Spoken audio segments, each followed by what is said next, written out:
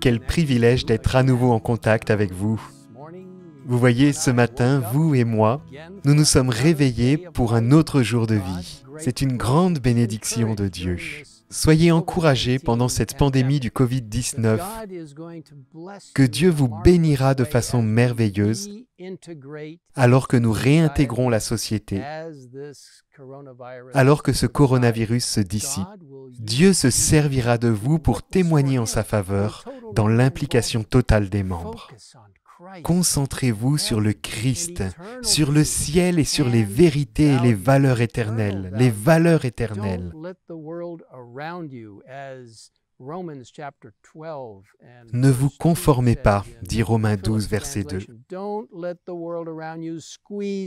Ne vous conformez pas au monde actuel. Regardez vers Jésus. Jésus reviendra bientôt. La semaine dernière, nous avons parlé du retour de Jésus et de la première partie de Matthieu 24. Et je voudrais maintenant analyser la deuxième partie de Matthieu 24, les versets 15 à 31. Le verset 15 de Matthieu 24, un chapitre important sur la seconde venue du Christ, dit « C'est pourquoi, lorsque vous verrez l'abominable dévastation dont a parlé le prophète Daniel établi dans le lieu saint, que celui qui lit fasse attention, alors que ceux qui seront en Judée s'enfuient dans les montagnes. » Plus précisément, Jésus parlait de l'attaque de l'armée romaine sur Jérusalem en 70 ou 70 après Jésus-Christ. Mais alors le chapitre se poursuit, nous passons à une seconde phase, une application de la seconde venue de Jésus-Christ. Beaucoup de choses dont les chrétiens devaient être conscients lors de cette attaque sur Jérusalem en 70 avant Jésus-Christ sont également des choses dont nous pouvons tenir compte, sachant que Dieu nous protège.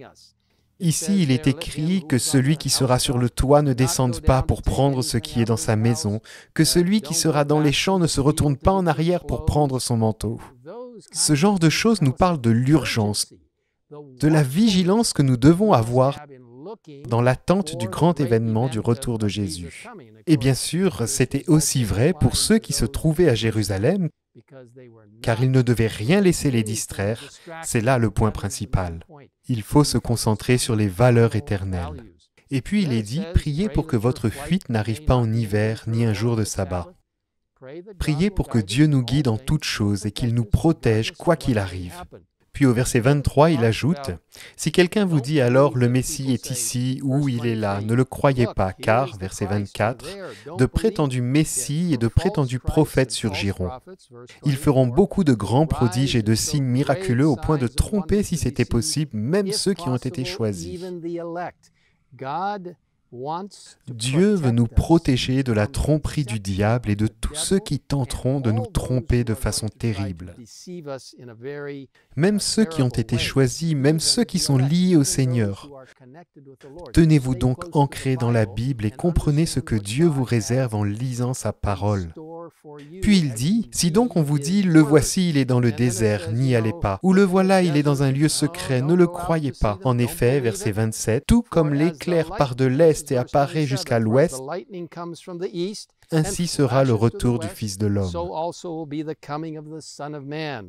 C'est ce qu'il va se passer. Ce sera une chose visible. Vous allez pouvoir voir Jésus. Tout le monde le verra en même temps. Et puis au verset 29, il est dit, « Aussitôt après ces jours de détresse, le soleil s'obscurcira, la lune ne donnera plus sa lumière. Les étoiles tomberont du ciel et les puissances célestes seront ébranlées. » Et nous savons que ces signes ont déjà lieu.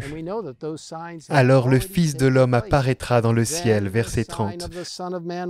Tous les peuples de la terre se lamenteront, et ils verront le Fils de l'homme venir sur les nuées du ciel avec beaucoup de puissance et de gloire. Il enverra ses anges avec la trompette retentissante, et il rassemblera ceux qu'il a choisis des quatre coins du monde, d'une extrémité du ciel à l'autre. Je veux être là ce jour-là. Par la grâce, Dieu nous aidera à nous préparer, à partager avec d'autres la prochaine venue du Christ.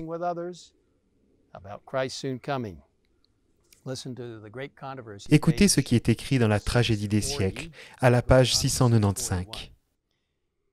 Bientôt apparaîtra vers l'Orient une petite nuée noire, grande comme la moitié d'une main d'homme. Elle entoure le Sauveur et semble à distance, enveloppée de ténèbres.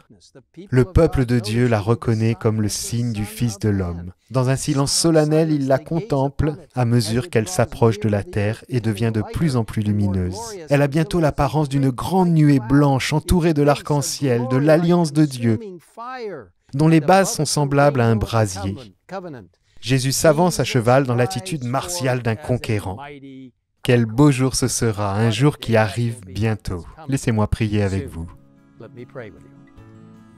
Père qui est aux cieux, guide-nous dans l'attente de ce grand jour où Jésus reviendra, et d'ici là, aide-nous à nous impliquer avec les autres et à leur faire reconnaître combien Jésus est merveilleux.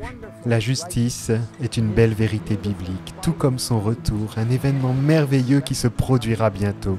Seigneur, protège chacun de nous. Aide-nous à nous engager totalement en tant que membres en partageant avec les autres la nouvelle que Jésus reviendra bientôt. Nous le demandons au nom de Jésus. Amen.